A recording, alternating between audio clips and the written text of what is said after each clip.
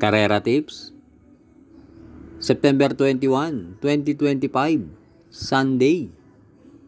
Race 1, Pilrocom Rating Base, Class 5, 17 to 41, split. Distance 1,400 meters na merong 12 entries.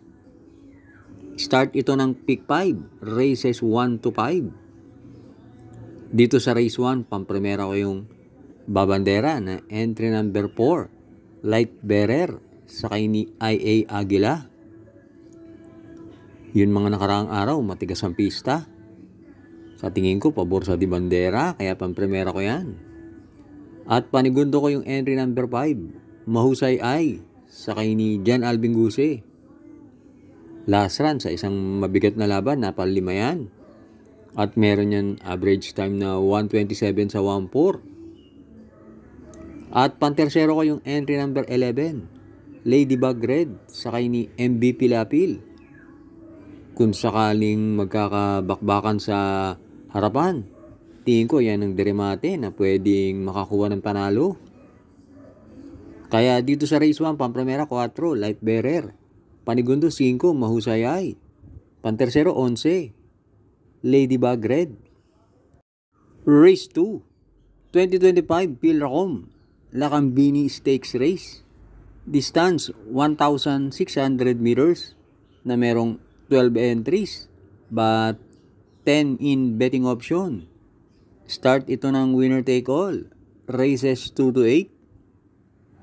Dito sa race 2, pampremera ko yung couple entry na 1 and 1A. Zoom in, sakay ni Pabs Caballeo. At District 1, sakay ni Jan Alvin Guse. Yan si District 1. Sunod-sunod ang panalo niyan. At yan ang nanalo sa third leg ng Triple Crown. At panigundo ko yung entry number 11, Tasha, sakay ni CS Pare Jr. Yung huling dalawang takbo niyan, parehas impressive. Nag-average siya ng 124 and a half sa 1-4. Kaya malaki panalo niyan.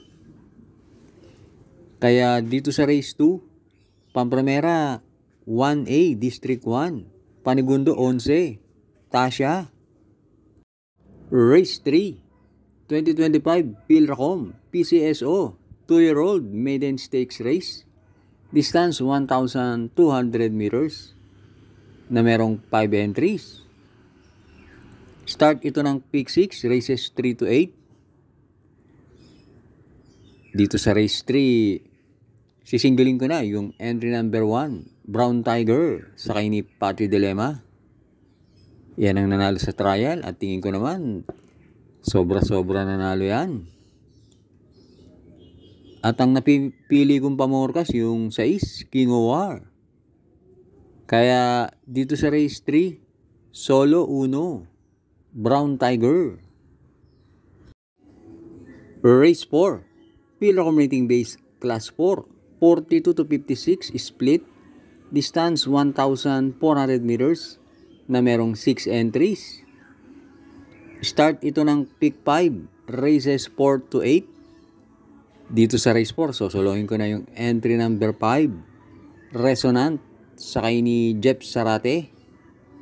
Yan ang may best time na 124.2. At sa tingin ko siya na rin ang babandera. Kaya dito sa Race 4, solo 5, Resonant.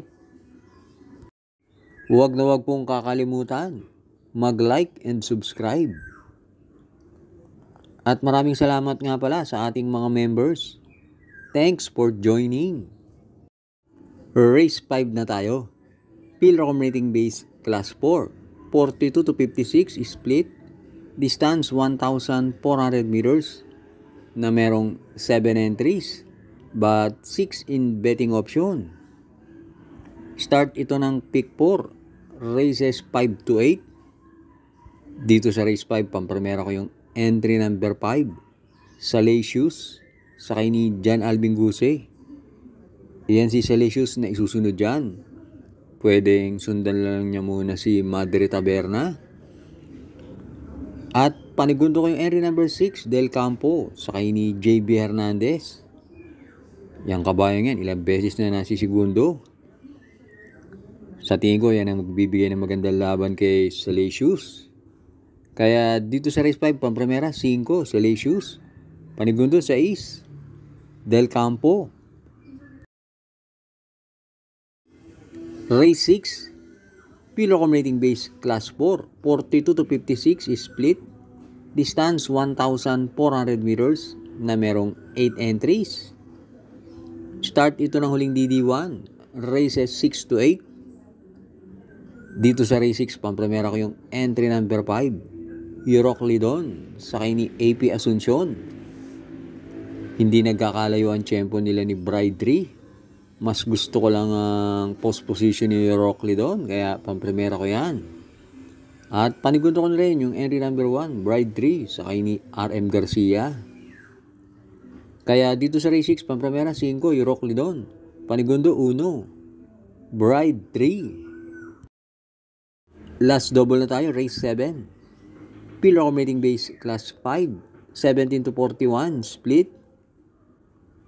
Distance 1,400 meters na merong 8 entries.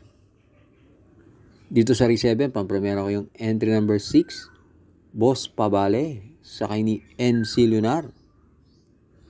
Meron niyang 128.4 sa 1.4 at consistent yan sa kanyang mga takbo.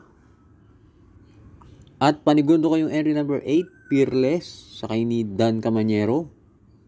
Last run nung manalo si Electrify. Hindi maganda alis niyan. Ngayon, nasa labas ang post position yan. Baka mas maganda ang takbuhin. Kaya dito sa race 7, Pampremera 6, Boss Pabale. Panigundo 8, Peerless.